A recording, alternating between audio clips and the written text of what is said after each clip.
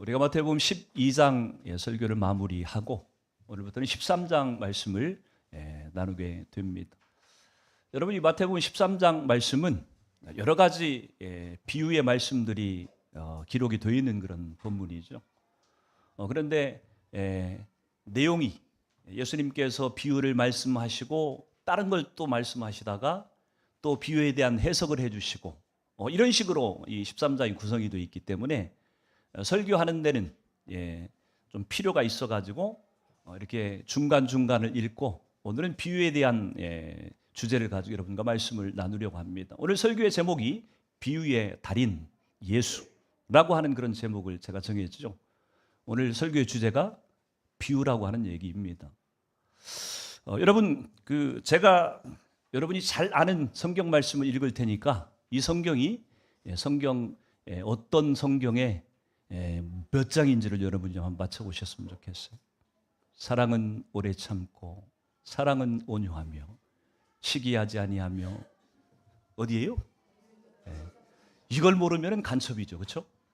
이 정도를 모른다 그러면은 아마도 여러분들이 교회를 처음 나온 사람이 아니고서는 수없이 들어봤을 말씀입니다. 고린도전서 몇 장이에요? 13장의 말씀입니다. 근데 이 고린도전서 13장을 뭐라고 부른다고 했죠? 사랑장이라 부른다고 했습니다. 온통 사랑에 대한 주제를 얘기하고 있기 때문이에요. 그러면 제가 한번 또 성경을 읽어볼 테니까 어느 성경 몇 장인지를 한번 맞춰보시기를 바라요.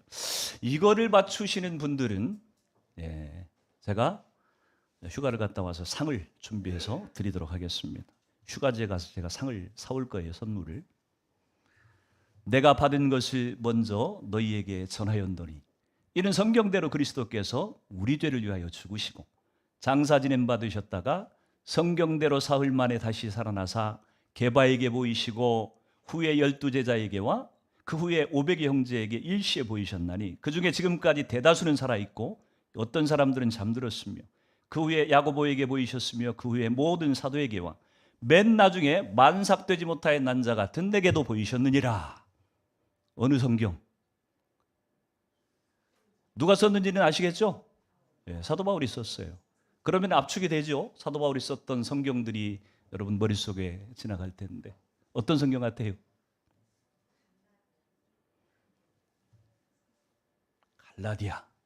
갈라디아도 사도 바울이 쓴 거 맞습니다. 근데 아니에요. 네, 우수령 집사.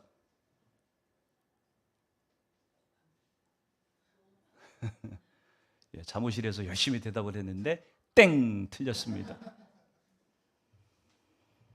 고린도 전서입니다. 고린도 전서 15장 말씀이에요. 근데 여러분 읽었던 그 내용의 말씀이 무슨 내용을 담고 있습니까? 예수님이 부활하신 증인들에 대한 얘기를 쭉 다루고 있죠. 그래서 고린도전서 15장 내용을 보면은 시작부터 끝까지 다 뭐에 대한 얘기예요? 부활에 대한 얘기를 하고 있습니다. 그래서 고린도전서 15장은 무슨 장이라고 부르겠어요? 부활장이라고 부르는 거예요. 오늘 이 본문, 우리가 읽었던 이 마태복음 13장 이 본문에는요, 여러 가지 천국에 대한 비유가 등장을 합니다. 보면 씨를 뿌리는 자의 비유도 등장을 하고 가라지의 비유도 있고 또 뭐 누룩의 비유도 있고 겨자씨 비유도 있고 밭에 감추인 보화의 비유도 있고 좋은 진주를 구하는 장사에 대한 비유도 있고 물고기를 잡는 그물에 대한 비유도 있습니다. 제가 방금 몇 가지 비유를 얘기했나요? 네. 뭐 기억할 리가 없죠. 여러분이 세고 있었을 리가 없으니까. 7가지 비유입니다. 근데 거기다 한 가지 51절 52절의 말씀을 보면은 새 것과 옛 것을 곳간에서 꺼내오는 집주인에 대한 비유. 짧은 두 절이지만 이렇게 합쳐가지고서 총 8개의 비유가 오늘 13장에 기록이 되어 있습니다. 여러분, 이 8개의 비유를 한 장에다가 다 예수님께서 기록을 하셨는데 한 가지 주제를 향하고 있다고 하는 거예요. 어떤 주제를 향하고 있다고요? 천국에 대한 주제. 그래서 마태복음 13장은 무슨 장이라고 부르면 좋겠어요? 천국장이라고 부르면 맞습니다. 먹는 천국장이 아니라 천국장. 헤븐에 대해서 기록을 하고 있다고 하는 것이. 여러분 천국을 뭐라고 생각을 하십니까? 천국은 이런 것이다. 혹시 여러분 천국에 대해서 자신 있게 설명하실 수 있는 분이 있으세요? 천국은 이런 것이다. 여러분 천국이라고 하는 말은요, 예수를 믿든지 안 믿든지 수많은 사람들이 수없이 쓰는 단어가 천국이에요. 그렇죠? 지난번에 우리 장로님 권사님들하고 어디 무의도인가 어딘가 잠깐 갔더니 거기에 뭐가 있어요? 천국의 계단이라고 하는 드라마를 찍은 뭐 집이라고 이렇게 써붙여놨더라고요. 보니까. 여러분 그 사람들이 천국이 뭔지 알고 썼을까요? 진짜 천국의 계단이 뭔지를 알고 그 드라마를 만들었을 것 같아요? 천국하고 아무 상관도 없는 얘기예요, 사실은. 그렇죠? 천국을 알지도 못하는 사람들이, 믿지도 않는 사람들이 천국에 대해서 얼마나 많이 사용하는지 몰라요. 조금만 좋으면은 야, 천국 같다 이렇게 표현을 하기도 하고. 아, 예수 믿는 거하고 상관없다니까요. 불신자들도 그렇다니까요. 조금만 힘들면 뭐라 그래요? 지옥 같아. 요즘 젊은이들이 한국 사회가 너무나 차별이 있고 노력해도 뭔가를 이룰 수 없다 그래가지고 뭐라고 얘기를 해요? 헬조선이라고 얘기를 해요. 헬조선. 지옥 같은 조선. 그 요즘 시대가 지옥이라고 한다면은 진짜 지옥 가면은 진짜 까무라칠 것 같아. 여러분 사람들이 예수를 믿든 안 믿든 천국이나 지옥이나 이런 단어들을 스스럼없이 쓴다니까요. 알지도 못하면서 무엇가 천국인지 천국이 어떤 특성을 갖고 있는지 전혀 이해하지도 못하면서 천국이라고 하는 단어를 무수히 사용하고 있다고 하는 얘기입니다. 가장 많이 쉽게 사용하는 단어가 천국이라고 하는 단어인데 사실은 천국만큼 우리가 이해하기가 어려운 그런 단어도 없다고 하는 것이죠. 왜냐하면 예수님께서 오늘 마태복음 13장에 8개씩이나 비유를 들어가지고 천국을 설명하려고 하는 것으로 봐서 천국은 그렇게 우리가 생각하는 것처럼 쉬울 것 같지만 만만치 않은 것이 천국이라고 하는 것을 생각해 볼 수 있다고 하는 것입니다. 재밌는 것은 예수님께서 이 천국이라고 하는 것을 직접적인 단어로, 언어로 표현을 하지 않고 다 뭐를 통해서 천국을 얘기했다고요? 비유를 통해서. 우리가 그냥 예수님이 몇 마디 말씀만 설명만 하시면 알아들 수 있는 것이 천국이었다고 한다면 예수님이 굳이 비유를 쓸 필요가 있어요? 없어요? 없어요. 근데 우리에게 설명을 해도 말을 해줘도 우리가 알아먹을 수가 없기 때문에 예수님께서 이 천국이라고 하는 것을 비유를 통해서 우리에게 설명을 해주고 있는데 그것도 한두 개의 비유가 아니라 8개씩이나 비유를 들어서 천국을 얘기해주고 있다고 하는 것입니다. 오늘 우리가 읽었던 이 본문 말씀에서 가장 키가 되는 말씀은 10절입니다. 10절을 같이 한번 읽습니다. 시작. 제자들이 예수께 나와 이르시되 어찌하여 그들에게 비유로 말씀하시나이까. 아멘. 예수님께서 씨 뿌리는 자의 비유를 하셨더니 제자들이 예수님에게 지금 질문을 한 거예요. 예수님, 왜 비유로 말씀을 하십니까? 어찌하여 비유로 말씀을 하셨습니까? 이렇게 지금 질문을 했다고 하는 것입니다. 여러분 예수님은요 사역을 시작하고 나서 초기 때부터 이 마태복음 5장, 6장, 7장 산상수훈이라고 얘기하는데 사역의 초기입니다. 제자들을 막 불러가지고서 산 위에 앉혀놓고서 처음 했던 그런 설교가 산상수훈인데 이 산상수훈에서도 예수님은 비유를 사용했다, 사용하지 않았다? 사용을 했어요. 하나님의 자녀인 너희들이 염려에 사로잡히지 않았으면 좋겠다. 이걸 가르치기 위해서 비유를 말씀하셨어요. 예수님이 뭐라고 얘기해요? 공중에 나는 새를 봐라. 틀에 핀 백합화를 봐라. 저들은 길쌈도 하지 아니하고 수고도 하지 아니하고 창고를 지어서 모아들이지도 않는데 다 하나님께서 저들을 먹이고 입히시지 않느냐. 하물며 너희일까 보냐. 그러면서 염려하지 말라고 우리에게 염려하지 말라고 하는 것을 이 비유들을 통해서 말씀해 주셨다고 하는 것이. 여러분 예수님이 사역 초기에는 이 비유라고 하는 방법을 가끔씩 사용했는데 오늘 이 마태복음 13장 이후에는요 예수님께서 비유로만 말씀을 하세요. 예수님이 오늘 34절에 보면 그렇게 표현을 했어요. 13장 34절 같이 한번 읽습니다. 시작. 예수께서 이 모든 것을 무리에게 비유로 말씀하시고 비유가 아니면 아무것도 말씀하지 아니하셨으니. 아멘.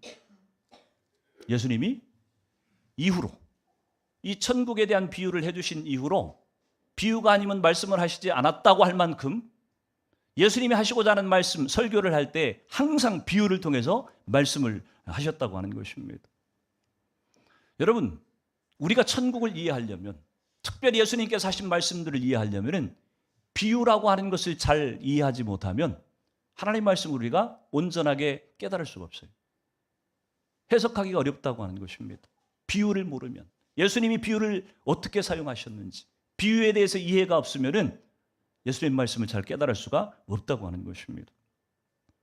이런 비유라고 하는 것은요, 문자적으로 본다고 한다면 비교라고 하는 단어예요. 다시 말해서 사물을 나란히 배치했다, 이런 의미를 갖고 있다고 하는 것입니다. 이 비유라고 하는 단어의 뜻이. 다시 말해서 어떤 사물이나 어떤 현상을 설명하려고 하는데 이게 사람들이 잘 못 알아들을 것 같아요. 그럼 어떻게 해요? 이 사물과 이 사물의 현상과 또 이 모습과 이런 상황들하고 비슷한 다른 사물이나 현상들을 끌어다가 옆에다 놓고 두 개를 비교해 주는 것이, 이게 비유라고 하는 방식이라고 하는 겁니다. 그래서 이 비유라고 하는 것을 가장 잘 정의해 놓은 것이 있다고 한다면 이런 거예요. 잘 들어보세요. 천국의 의미를 담은 지상의 이야기다. 이게 비유라고 하는 것의 의미예요. 뭔 말인지 알아듣겠어요? 천국의 의미를 담은 지상의 이야기다. 이것이 비유라고 하는 정의예요. 여러분, 천국이라고 하는 것을 잘 이해할 수가 없으니까, 잘 알 수가 없으니까, 잘 알 수 없는 영적인 이 천국에 대한 것을 우리에게 깨닫게 하기 위해서, 가르쳐 주기 위해서 뭐를요? 이 천국과 속성이 비슷한 뭔가를 끌어다가 비교해 줌으로 인해서 비유라고 하는 방법을 통해 가지고서 설명을, 이 천국을 설명해 주려고 한다고 하는 것입니다. 그러니까 비유라고 하는 것은 우리가 잘 이해가 안 가고 잘 해석이 안 되는 것들을 우리가 알 수 있는 지상에, 우리가 살고 있는 현실, 우리의 삶 속에서 우리가 익숙하게 경험하는 것들을 가져다가 비교해 줌으로 인해서 우리에게 이해를 돕게 한다고 하는 것입니다. 그래서 예수님께서 설교를 하실 때 보면요, 성경에 한번 유심히 보세요. 설교를 하실 때 예수님은 절대로 어려운, 이 힘든, 알아먹기 어려운 그런 것들을 끌어다가 비유로 사용하신 적이 없어요. 갈릴리 호숫가에 나지막한 산등성에 올라가가지고 산상수훈 설교를 하고 계시는데 무리들을 앉혀놓고 지금 설교하고 있는 거예요.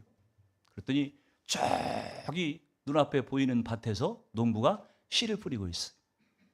예수님께서 저 씨 뿌리는 농부의 비유를 봐라.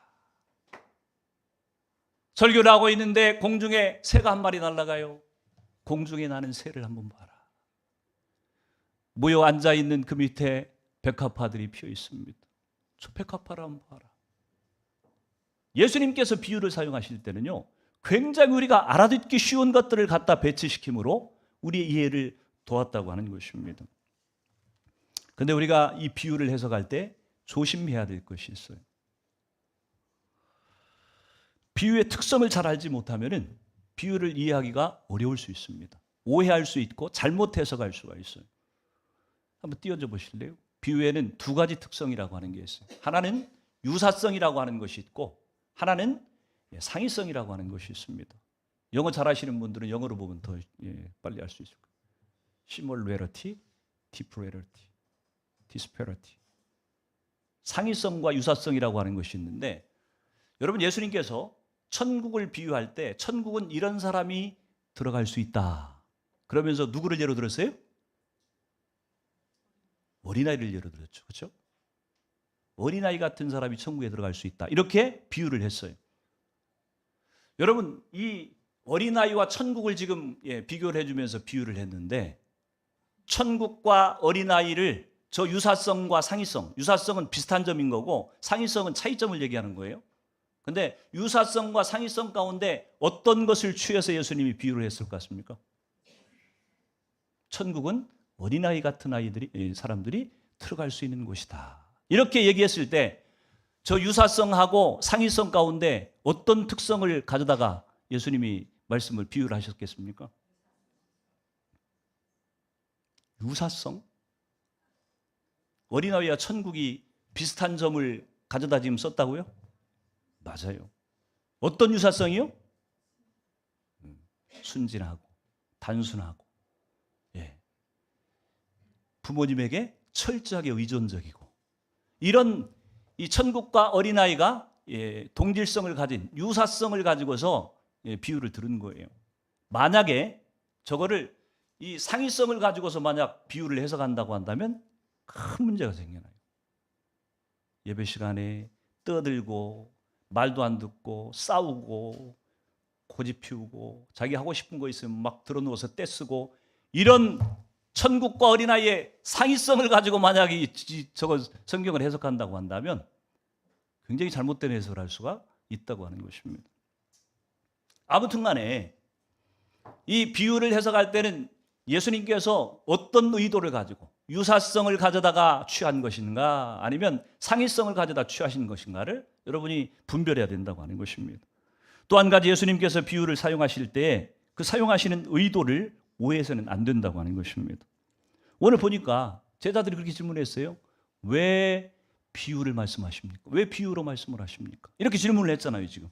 근데 예수님 뭐라고 대답을 하냐면 11절, 12절에 그렇게 대답을 해요. 같이 읽습니다. 시작. 대답하여 이르시되 천국의 비밀을 아는 것이 너희에게는 허락되었으나 그들에게는 아니 되었나니 무릇 있는 자는 받아 넉넉하게 되고 없는 자는 그 있는 것도 빼앗기리라. 아멘. 여러분, 이 말씀을 여러분이 평상시에 읽을 때 참 오해하기 쉬운 그런 본문이에요. 보니까 천국의 비밀을 아는 것이 너희에게는 허락되었네. 여기서 너희는 누굽니까?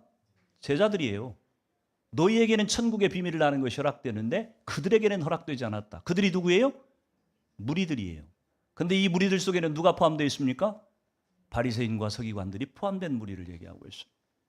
천국의 비밀을 아는 것이 제자들인 너희들에게는 허락되었는데 무리들에게는 허락되지 않았다. 이렇게 지금 예수님 말씀을 하셨어요.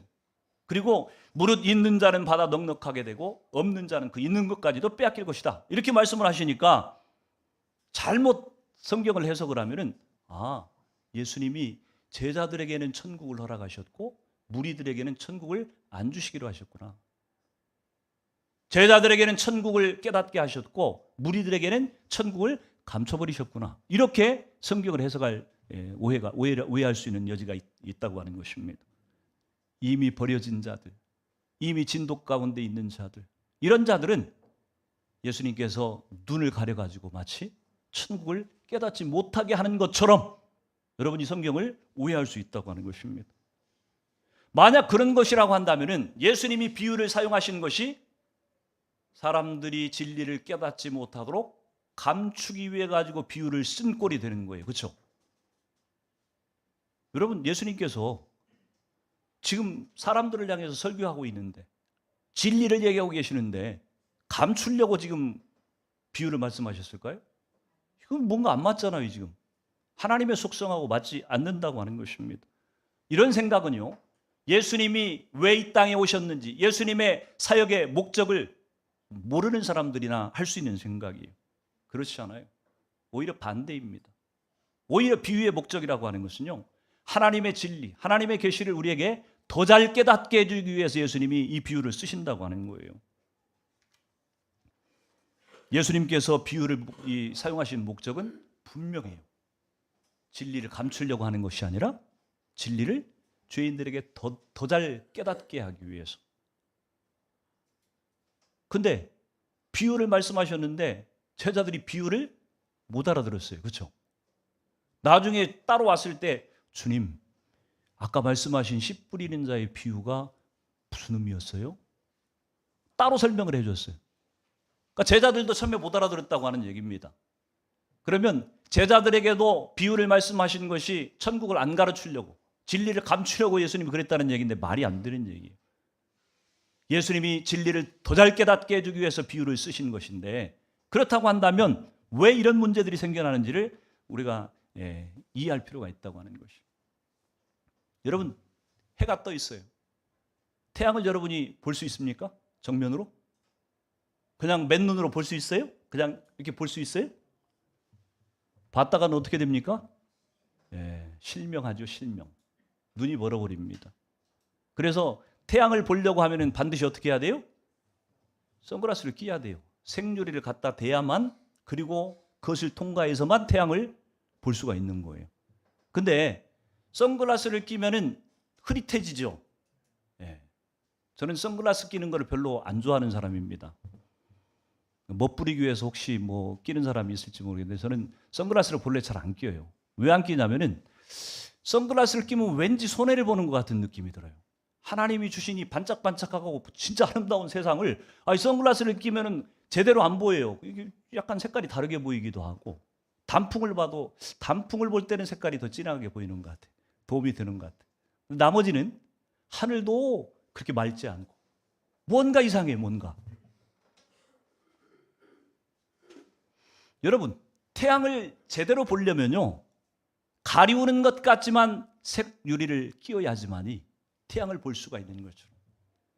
비유를 사용한다고 하는 것은 언뜻 보면은 마치 진리를 가리우려고 우리에게 주는 것 같지만, 어려워서 이해를 못하도록 막으려고 하는 것 같지만, 사실은 하나님이 말씀하시고자 하는 진리를 볼 수 있도록 돕기 위해서 이 색안경을 끼는 것과 같이 비유를 사용하셨다고 하는 것입니다. 그래서 비유는 절대로 예수님께서 진리를 가리우기 위해서 쓴 것이 아니라고 하는 것이. 그렇다고 한다면 오늘 천국의 비밀을 아는 것이 너희에게는 허락되었으나 그들에게는 허락되지 않았다. 이 말씀은 어떻게 해석을 해야 되는 것인가? 여러분, 이 말씀은요, 비유로 예수님이 굳이 말씀하셨다고 하는 그 비유를 말씀하신 의도를 이해하지 못하면 이 말을 해석을 할 수가 없습니다. 제자들에게는 허락되었으나 무리들에게는 허락되지 않았다. 이 말씀은 12절, 그 이어지는 12절, 무릇 있는 자는 받아 넉넉하게 되되 없는 자는 그 있는 것도 빼앗기리라. 이 말씀과 연관시켜서 해석을 해야만 돼요. 이 12절 말씀, 있는 자는 더 받아 누리게 되고 없는 자는 그 있는 것까지 빼앗길 것이다. 그러면 여기서 얘기하고자 하는 게 그런 게 있죠. 지금 천국의 비밀을 아는 자들은 누구예요? 제자들이에요. 제자들에게는 뭔가가 있는 게 있다, 소유한 게 있다고 하는 얘기입니다. 근데 무리들에게는 소유한 게 없다고 지금 얘기를 하고 있는 거예요.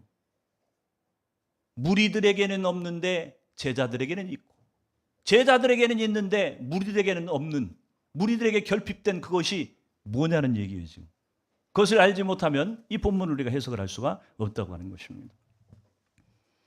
이것을 알기 위해서는요, 무리들과 제자들이 무엇이 다른지를 봐야만 돼요. 무리와 제자들의 차이가 무엇인지를 살펴봐야 된다고 하는 것입니다. 여러분, 지금 예수님을 따르고 있는 제자들하고 그 옆에 있는 무리들하고, 이 무리들 속에는 누가 포함되어 있다고 그랬어요? 서기관과 바리새인들이 포함된 무리들.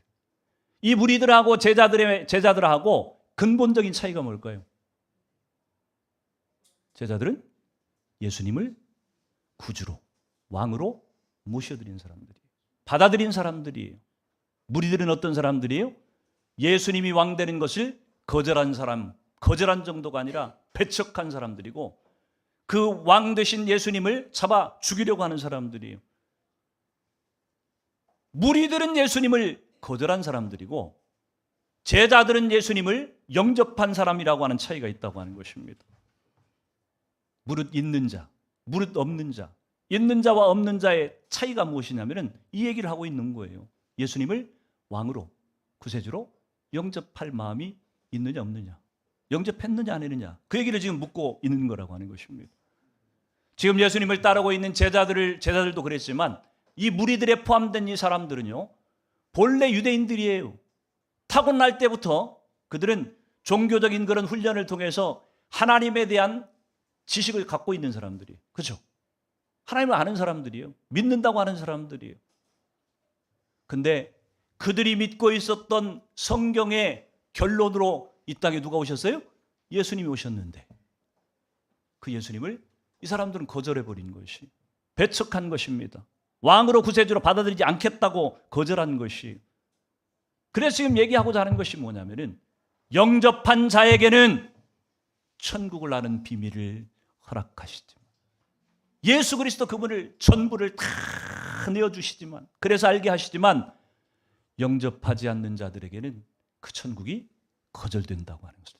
천국의 비밀이 허락되지 않는다고 지금 얘기를 하고 있다고 하는 것입니다. 여러분, 그렇다고 한다면 오늘 이 비유를 예수님께서 누구에게 말씀하신 걸까요? 무리들과 제자들이 있는데 누구에게 말씀하신 것 같아요? 둘 다? 뭐 둘 다일 수도 있고요. 굳이 구분을 한다고 한다면 누구에게 이 비유가 필요한 것입니까? 제자들은 이미 예수님을 영접한 사람들이에요. 영접한 사람들은 이미 천국의 비밀을 소유하고 있는 사람들이에요. 그들은 비유가 없어도 되는 사람들이에요. 비유가 누구한테 필요해요? 예수님을 지금 거역하고 있는 사람들. 예수님이 설교를 해도 말씀을 해도 도통 깨닫지를 못하고 알아듣지를 못하고 그러고 이니 답답한 사람들을 깨우치기 위해서 예수님께서 지금 비유의 방법을 지금 쓰고 계시다고. 생생한 이들이 알아들을 만한 그런 방법을 동원해 가지고 비유를 지금 말씀하고 계시다고 하는 것입니다. 오늘 13절 14절을 한번 보십시오. 그 말씀을 하고 계세요. 13, 14절 시작. 그러므로 내가 그들에게 비유로 말하는 것은 그들이 보아도 보지 못하며 들어도 듣지 못하며 깨닫지 못함이라. 이사야의 예언이 그들에게 이루어졌으니 일러스되 너희가 듣기는 들어도 깨닫지 못할 것이요 보기는 보아도 알지 못하리라. 아멘. 예수님이 이사야의 예언을 이사야서를 인용해서 이 말씀을 하고 있는 거예요. 백성들이 보기는 보아도 보지 못하고 듣기는 들어도 듣지 못하고 깨닫지 못하는 이 사람들. 이사야의 예언처럼 오늘 이 무리들, 이 유대인들, 니들이 그렇게 지금 답답한 사람들이. 그래서 내가 너희들이 보고 듣고 깨닫게 하기 위해 가지고 내가 이 비유를 지금 말씀하고 있다. 그렇게 얘기하고 있는 것입니다. 제자들은 보고 듣고 깨달을 수 있었는데 무리들이 왜 보지도 못하고 듣지도 못하고 깨닫지도 못하는 사태에 이르렀을까요? 원인이 뭘까요? 왜 제자들은 보고 듣고 깨달을 수 있었는데 왜 무리들은 보아도 들어도 깨닫지 못하고 보지 못했냐는 얘기. 뭐 때문일까요? 15절이 그 해답을 말씀하고 계세요. 오늘 15절을 같이 읽습니다. 시작. 이 백성들의 마음이 완악하여져서 그 귀는 듣기에 둔하고 눈은 감았으니 이는 눈으로 보고 귀로 듣고 마음으로 깨달아 돌이켜 내게 고침을 받을까 두려워함이라 하였느니라. 아멘. 뭐 때문이래요? 마음이 완악해져서 그렇대요. 여러분, 마음이 완악해진다고 하는 것은요, 진짜 아무것도 아닌 것 같은데 너무너무 무서운 일입니다. 마음이 완악해지면요, 분명히 보고 있는데 보지 못해요. 분명히 듣고 있는데 듣지 못해요. 깨닫지를 못해요. 마음이 완악해지면. 그래서 히브리서는 수도 없이 우리 마음의 완고함에 대해서 경계하라고 얘기를 하고 있어요. 히브리서 3장 7절 8절에 보면 그렇게 기록을 합니다. 그러므로 성령이 이르신 바와 같이 오늘 너희가 그의 음성을 듣거든 광야에서 나를 시험하던 날 거역한 것 같이 너희 마음을 뭐 하지 말라고요? 완고하게 하지 말라. 3장 13절에도 그렇게 얘기합니다. 오직 오늘이라 일컫는 동안에 매일 피차 권면하여 너희 중에 누구든지 죄의 유혹으로 뭐하게? 완고하게 되지 않도록 하라. 3장 15절에 그렇게 얘기합니다. 성경에 일렀을 때 오늘 너희가 그의 음성을 듣거든 경노하시게 하던 것 같이 너희 마음을 뭐하지 말아요? 완고하게 하지 마라. 히브리서 4장 17절도 그렇게 얘기합니다. 오랜 후에 다윗의 글에 다시 어느 날을 정하여 오늘이라고 미리 이같이 일렀으되 오늘 너희가 그의 음성을 듣거든 너희 마음을 뭐하지 말라요? 완고하게 하지 말라. 마음이 완고하게 된다고 하는 것, 마음이 완악해진다고 하는 것은요, 하나님의 말씀이 우리 가운데 와도 보지도 듣지도 깨닫지도 못하게 막아버리는 역할을 한다고 지금 얘기를 하고 있는 것입니다. 무서운 얘기죠. 우리의 마음 가운데서 천국을 빼앗아 가버리는, 천국이 임하지 못하도록 방해하는 세력이 지금 마귀라고 얘기하는 것도 아니고요, 사단이라고 얘기하는 것도 아니에요. 뭐라고 얘기하고 있어요? 마음의 완악함. 내 마음의 완악함, 내 마음의 완고함, 이것이 내 속에 하나님의 나라 천국이 임하지 못하도록 막고 있는 가장 결정적인 장애물이라고 지금 얘기를 하고 있는 것입니다. 여러분, 우리는 세상에서 가장 큰 복을 받은 사람들입니다. 그렇죠? 오늘 예수님도 그렇게 얘기해요. 오늘 16절 17절 한번 보십시오. 같이 읽습니다. 시작. 그러나 너희 눈은 봄으로 너희 귀는 들음으로 복이 있도다. 내가 진실로 너희에게 이르노니 많은 선지자와 의인이 너희가 보는 것을 보고자 하여도 보지 못하였고 너희가 듣는 것을 듣고자 하여도 듣지 못하였느니라. 아멘. 구약의 선지자들과 의인들은요, 예수님의 옛자도 듣지 못했어요. 구원주 메시아로 오시는 예수님에 대해서 전혀 듣지 못했어요. 그럼에도 불구하고 저 여러분들은 어떻게 됐어요? 예수님이 이 땅에 오셔서 십자가를 지셨고 부활 승천하셨고 우리의 구주가 되셨다고 하는 것을 우리는 듣고 보고 깨달아서 그분을 나의 구주, 나의 하나님으로 영접했고 그리고 하나님 백성으로 살아간다고 하니까 이거보다 더 복된 일이 어디 있냔 말이에요.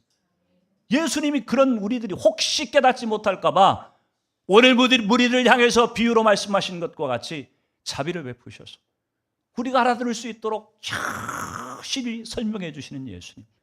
예수님의 이 자비까지 우리는 던집은 사람들이니까 얼마나 복받은 사람이냐고 하는 얘기예요. 여러분, 하나님을 표현할 때 계시의 하나님이다, 그렇게 신학적으로 표현을 합니다. 계시의 하나님.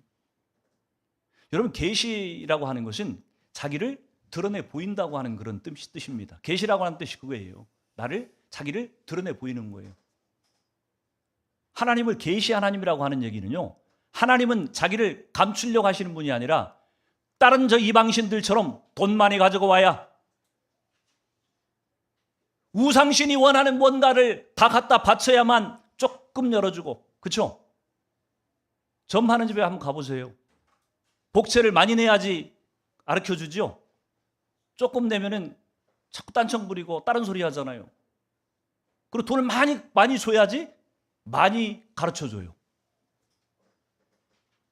근데 하나님은 돈을 원하는 것도 아니고 우리 어떤 수고를 원하는 것도 아니고 하나님 스스로가 자신을 우리 가운데 드러내 보이기를 너무 좋아하셔서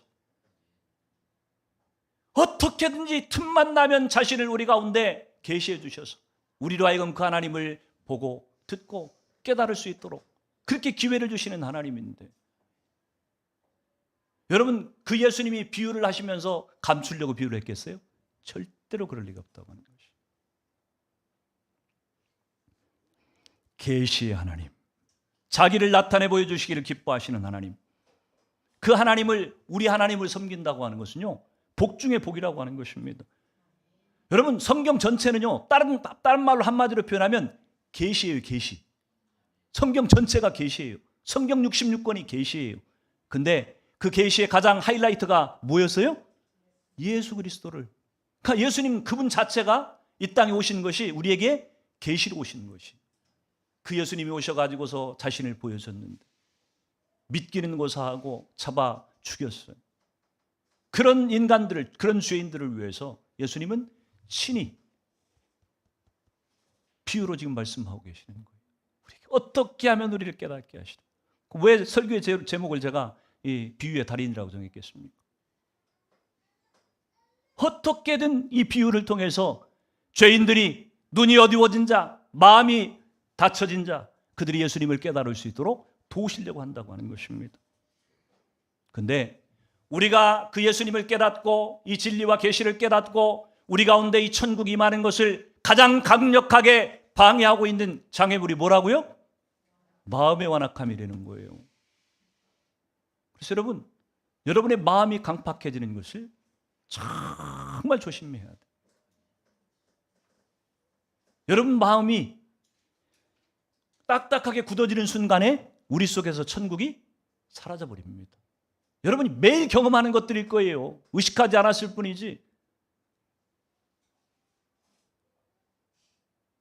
어젯밤에 10시가 넘어가지고 잠이 안 와가지고 잠을 자려고 뒤척이고 누워있는데 전화벨이 울려요. 그래서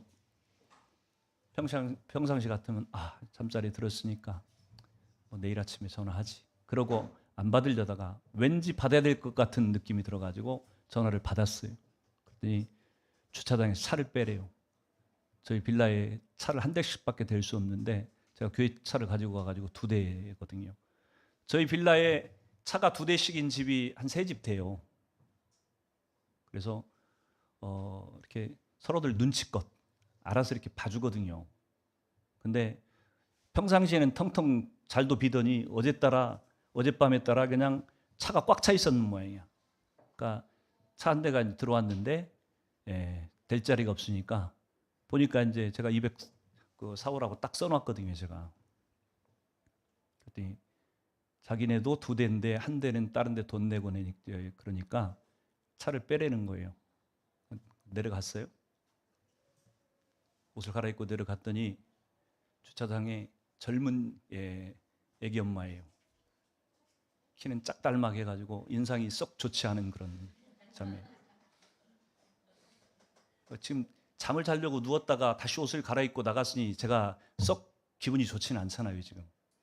뭘 그렇게까지 거기다 이중주차 해놓고 내일 아침에 빼면 되는데 뭘 꼭 와가 전화까지 해가지고서 차 빼라고 꼭 그렇게, 자기가 무슨 관리인도 아니면서 꼭 그렇게까지 해야 되나? 다 우리 두 대씩 있는 집 다 그렇게 다 배려하고 사는데.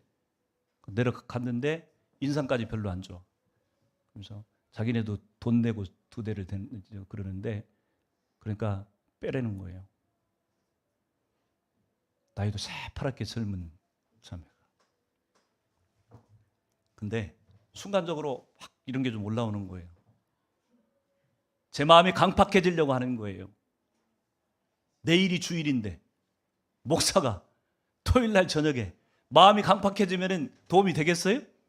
그래서 하나님, 또 이게 올라오네요. 이게 잘 참게 해주십시오. 네, 빼드릴게요. 그리고 가서 조용히 가서 차를 다른 데로 옮겼어. 아무것도 아닌 것 같아요. 우리 마음이 강팍해지는 것이 아무것도 아닌 것처럼 그렇게 느껴질지 몰라요. 근데 내 마음이 딱 열받든지 화가 나든지 분노가 생기든지, 그래서 내 마음 가운데 완악함이 딱 생기는 순간에요, 우리 속에 평강이 사라져버리고 우리 속에 머물러 있던 천국이 흔적도 없이 사라지는 것들을 늘 경험하게 됩니다. 마귀가 와서 뺏어가는 게 아니라니까요. 마귀가 하는 일은 다른 게 아니에요. 그런 거리를 만드는 게 마귀가 하는 짓이야. 그리고 그런 거리를 마귀가 통해 가지고 우리의 마음을 건드리고 열받게 하고 그러려고 할 때 우리에게 책임이 있다고 하는 것이, 어떤 책임이에요? 완악해지지 않도록 내 마음을 부드럽게 하고 관리할 책임이 저와 여러분에게 있다고 하는 것입니다. 하나님은요, 자기를 드러내 보이기 위해서 안달이 나신 분이에요. 어떻게든 자기를 드러내게 해가지고 우리 가운데 천국을 선물해 주시고 싶은 분이 예수님이신데, 그 천국을 우리 가운데 누리지 못하는 이유는 다른 것이 아니라 내 마음의 완악함 때문이라고 하는 거예요. 여러분 기억하십시오. 사소하게 생각하지 마십시오. 순간적으로 열받고 화나고 막 분노가 치밀고 이런 것들 여러분 그냥 쉽게 생각하고 넘기지 말라는 얘기예요. 뭐 이러고도 살 수 있지 뭐. 나는 뭐 평신도인데 뭐 어때? 뭐 그렇게 사세요. 그러면 천국은 없으니까. 그래서 교회 안에서뿐만이 아니고 여러분의 삶 가운데서 내 마음이 강팍해지고 완고해지는 것들, 그것을 통해서 천국을 빼앗아 가려고 하는 마귀의 계략에 넘어가지 마시고 여러분의 마음을 지키라고 하는 얘기예요. 마음을 지키는 것은 저와 여러분의 책임이에요. 그것까지 하나님 해주실 수 없어요. 그러나 우리의 마음을 지키기만 한다면, 부드럽고 온유하고 겸손한 우리의 마음 가운데 하나님이 천국을 부어주시고 그 천국을 누리며 살게 하신다고 하는 것이, 그런 은혜를 날마다 누리는 저와 여러분 되기를 주의 이름으로 축원합니다. 같이 한번 기도하십시다. 이 시간 기도할